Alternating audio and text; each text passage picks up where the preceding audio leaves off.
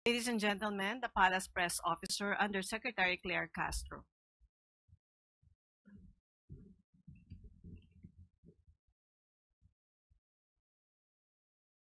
Magandang araw, Malacanang Press Corps. Bilang preparasyon sa pagdating ng Bagyong Mirasol, sinigurado ng Department of Social Welfare and Development na nakahanda na ang higit sa 2.5 million food packs at iba pang relief items para sa ating mga kababayan. Alinsunod ito sa direktiba ni Pangulong Ferdinand R. Marcos Jr. na pag-ibayuhin ang disaster preparedness ng bansa. Nakatutok na ang DSWD sa mga lugar na posibleng daanan ng bagyo para makapagpaabot ng agarang tulong sa mga maaapektuhang komunidad. Ayon sa ahensya, ready to deploy na ang mga family food packs maging ang higit 100,000 ready-to-eat food boxes para sa mga maaaring ma-stranded dahil sa inaasahang sama ng panahon. Bukod sa food packs, may higit 300,000 relief items din gaya ng kumot, hygiene kits, modular tents, at iba pa na naka-standby para sa ikagiginhawa ng mga pamilyang tutungo sa evacuation center. Patuloy ang koordinasyon ng DSWD sa mga LGUs para siguruhin na mapabilis ang pagtulong sa mga maaapektuhan ng bagyo. Pinapaalalahanan din ang lahat na mag-ingat at sumunod sa mga direktiba ng mga LGUs para sa kanilang kaligtasan. Handa na ang pamahalaan para tumulong sa mga lugar na dadaanan ng Bagyong Mirasol. May nakaimbak na mahigit 2.5 million na family food packs sa DSWD warehouses sa buong bansa. Handa na rin ang mahigit 114 ready-to-eat food boxes para sa mga evacuee at pasaherong maaaring may stranded. Nakaabang din ang mahigit 300,000 non-food items gaya ng kumot, hygiene kits, kitchen kits at tent. Patuloy ang pakipag-ugnayan sa mga LGU upang masiguro mabilis ang pagdating ng tulong sa mga nangangailangan. Trabaho agad. Yan ang nais ng Pangulo. Sinimula na ng Independent Commission for Infrastructure o ICI ang kanilang trabaho ilang araw matapos na i-announce ni Pangulong Ferdinand R. Marcos Jr. ang kumpletong komposisyon nito noong Lunes. Nitong Martes, sa pangunguna ni retired Supreme Court Associate Justice Andres Reyes Jr., ay sinimula na ng ICI ang meeting sa DPWH main office matapos na malamang sangkot ang ilang mga engineers ng ahensya sa anomalous flood control projects. Kasama ni Justice Reyes, sina dating DPWH Secretary Rogelio Babe Singson at SGV and Corporation Country Managing Partner Rosana Fajardo bilang mga miyembro. Sinimula na rin ng ICI ang paggawa ng kanilang structural organization noong Martes. Nakatakda rin nilang bisitahin ang kanilang bagong tanggapan ngayong hapon. Opisyal nang nagsimula ang trabaho ng Independent Commission for Infrastructure o ICI ilang araw matapos ipahayag ni Pangulong Ferdinand R. Marcos Jr. ang kabuuang membro nito. Pinamubunuan ni retired Supreme Court Associate Justice Andres Reyes Jr. kasama sila dating DPWH Secretary Rogelio Babe Singson at SGV Country Managing Partner Rosana Fajardo habang nagsisilbing Special Advisor si Baguio City Mayor Benjamin Magalong. Unang hakbang ng komisyon ang pagpupulong sa DPWH Main Office upang imbestigahan ang mga anomalya sa flood control project. Kasabay ng pagbuo ng kanilang organisasyon at paghahanda sa paglilipat ng bagong tanggapan.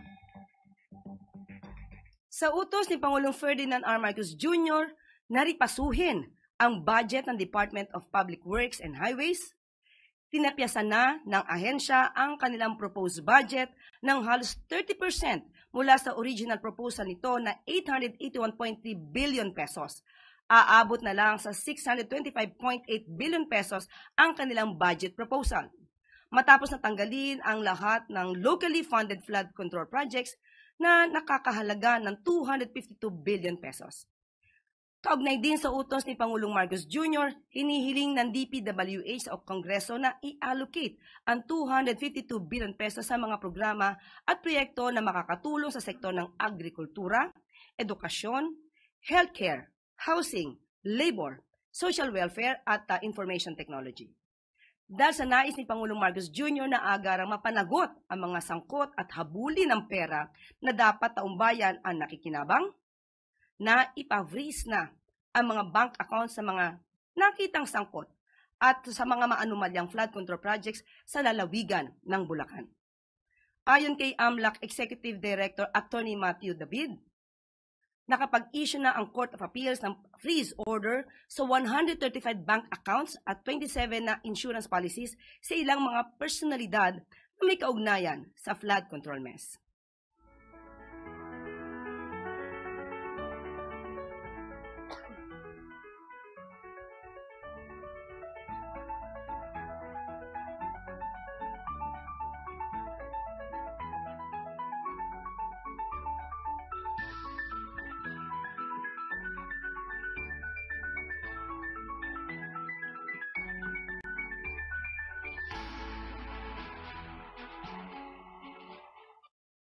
At maaari na po akong tumanggap ng inyong mga katanungan.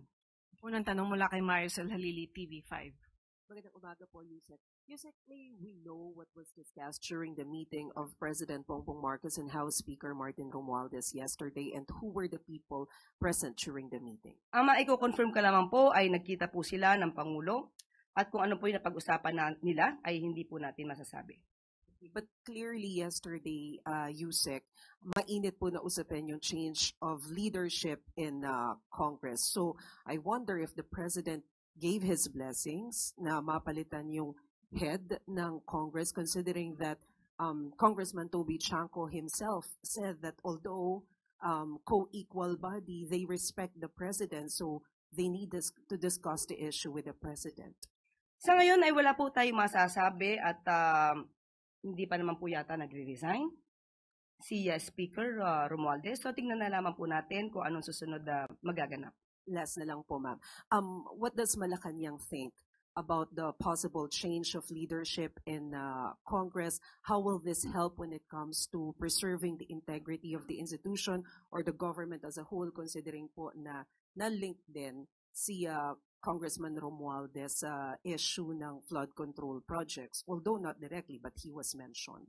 If ever man po na mag-resign si Speaker Romualdez, at ito po ay para maging malaya ang pag-iimbestiga, lalo pat nababanggit nga ang kanyang pangalan.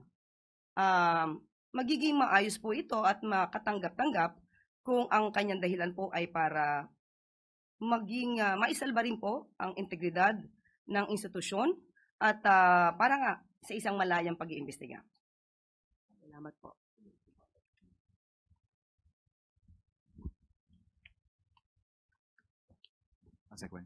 Yusek, related follow-up lang po.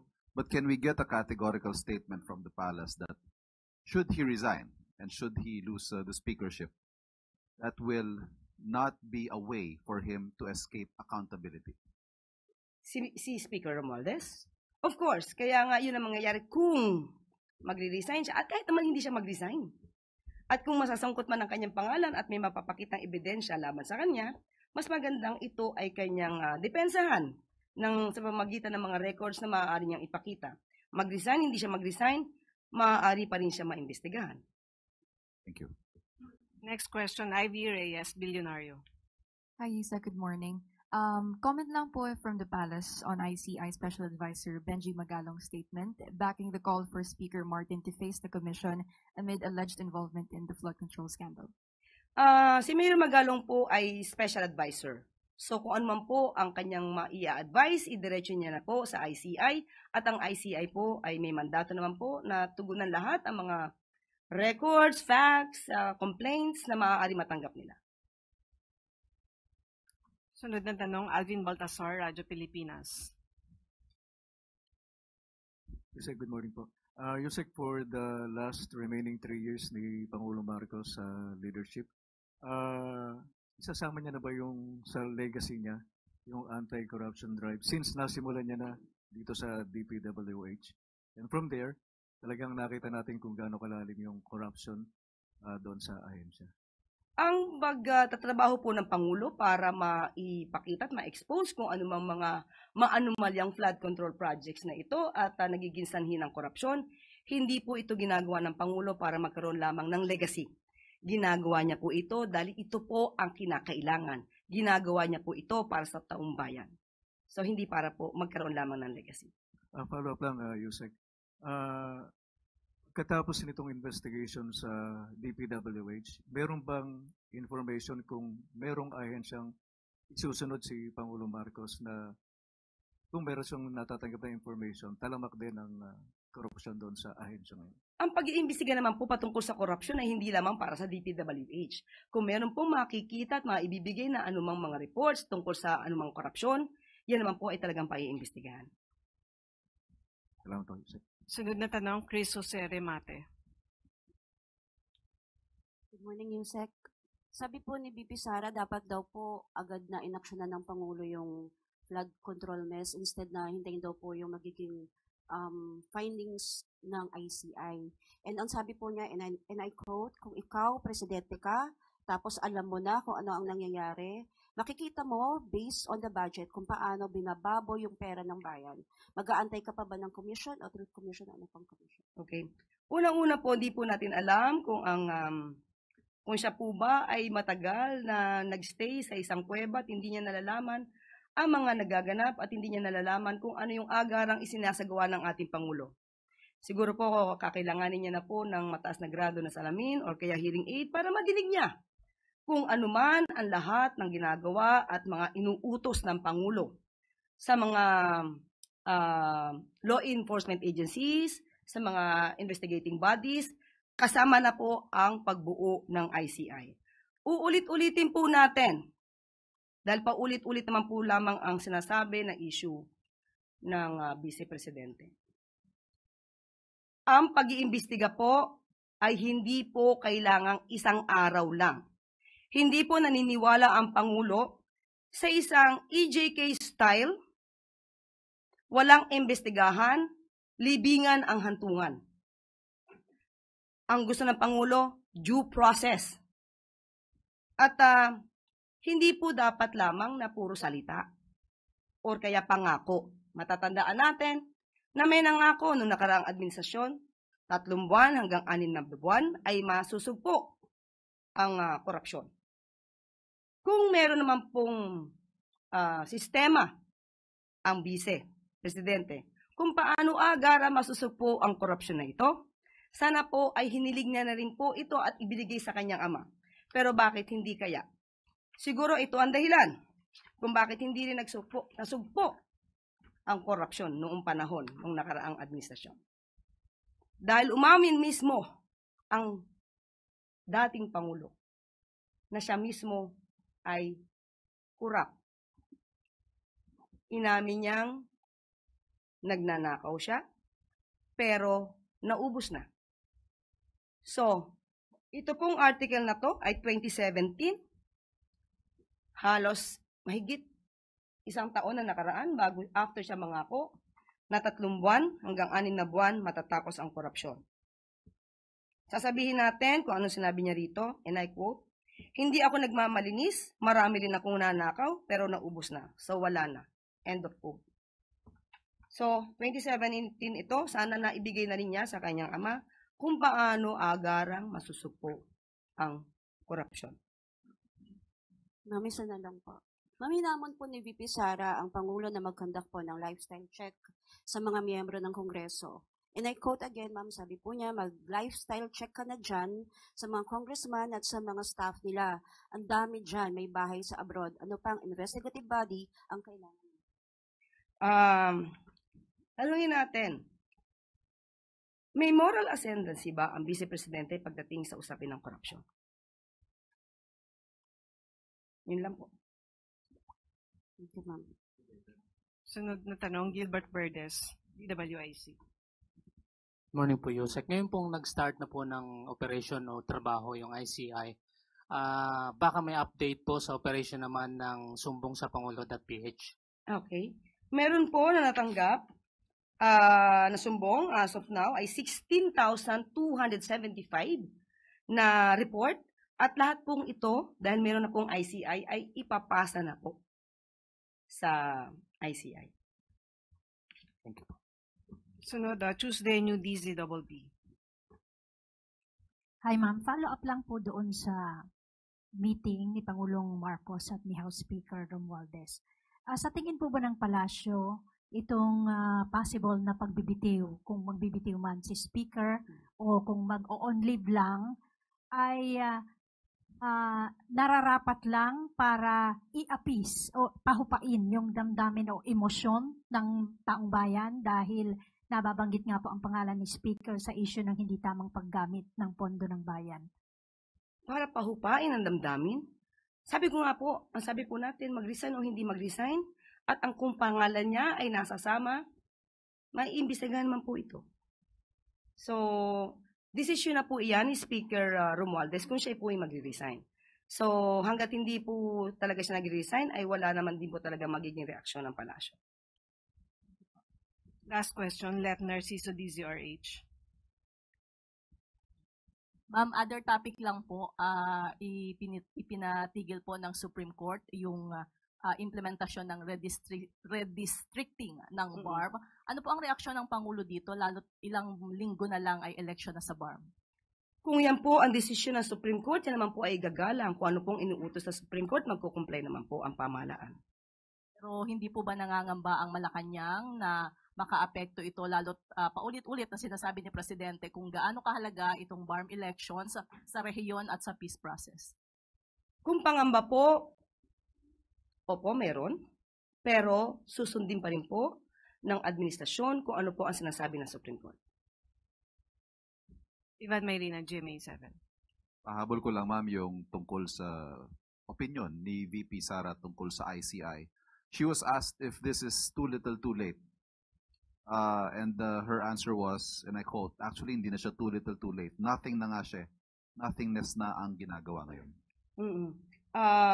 May nakita po pala tayo ibang talent ng Vice Presidente. Magaling po pala siyang magpatawa kahit hindi siya komedyante.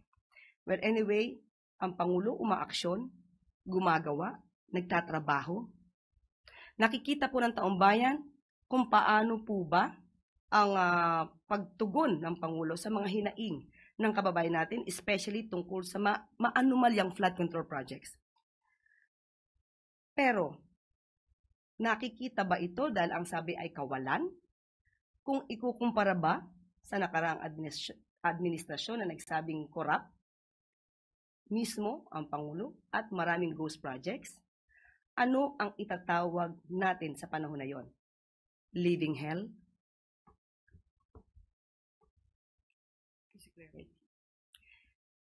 Good news para sa mga driver at teacher. Pwede nang bumili ng mura at dekalidad na bigas ang mga tsuper sa ilalim ng Benting Bigas Meron Na program. Sunod namang magiging parte ng programa ang public school teachers at non-teaching personnel. Ito'y ayon sa utos ni Pangulong Ferdinand R. Marcos Jr. na gawing mas accessible ang abot-kayang bigas para sa mga Pilipino. Ayon sa Department of Agriculture, patuloy ang pagpapalawak sa programa upang maabot nito ang target na 15 million households o 60 million na mga Pilipino. Good news para sa mga drivers at teachers. Pwede nang bumili ng mura at delikadad na bigas ang mga guro at tsuper sa ilalim ng Benting Bigas Meron Na program. Ayon sa direktiba ni Pangulong Ferdinand R. Marcos Jr., layunin nitong gawing mga accessible ang abot-kayang bigas para sa bawat Pilipino. Nagsimula ng rollout sa Quezon City, Navotas, Cebu, Tagum at Angeles na may mahigit 57,000 benepisyaryo. Target ng administrasyon na maabot ang 15 milyong kabahayan pagsapit ng 2026 katuwang ang sapat na supply ng NFA. Primary healthcare at gamot, abot kamay na ng mga manggagawang Pilipino. Ito ang direktiba ng Pangulo. Inilunsad ng PhilHealth katuwang ang DOLE, ang Yaman ng Kalusugan o YAKA program kahapon sa Yasaki Torres Manufacturing Incorporated sa Calamba City, Laguna. Hindi nahadlang ang busy schedule sa pag-aalaga ng kalusugan. Inilapit na ng PhilHealth sa mga opisina, eskwela at komunidad ang health services para sa mga mamamayan. Walang maiiwan, lahat maaalagaan. Lahat ng Pilipino pwedeng maging miyembro ng YAKA. Sa ilalim ng programa, maaari nang makakuha ng libreng gamot at primary healthcare gaya ng check-up, cancer screening at lab test ang mga miyembro nito. Maaari magparehistro sa YAKA program gamit ang eGov app at PhilHealth member portal o magtungo lamang sa mga lokal na tanggapan ng PhilHealth at malapit na YAKA clinics sa inyong lugar. primary healthcare at gamot, abot kami ng manggagawang Pilipino. Inulunsad ng PhilHealth at Yakap program sa Calamba City upang ilapit ang health services sa mga opisina, eskwela at komunidad. Bahagi ito ng layunin ng Pangulong Ferdinand R. Marcos Jr. na may sakatuparan ng universal healthcare para sa lahat. Sa ilalim ng Yakap, maaari makakuha ng libreng gamot, check-up, cancer screening at laboratory test sa mga miyembro. Maaari magparehistro gamit ang eGov app, PhilHealth member portal at sa mga lokal na tanggapan at Yakap clinic sa inyong lugar. At dito na po natatapos ang ating press briefing. Magandang araw para sa bagong Pilipinas.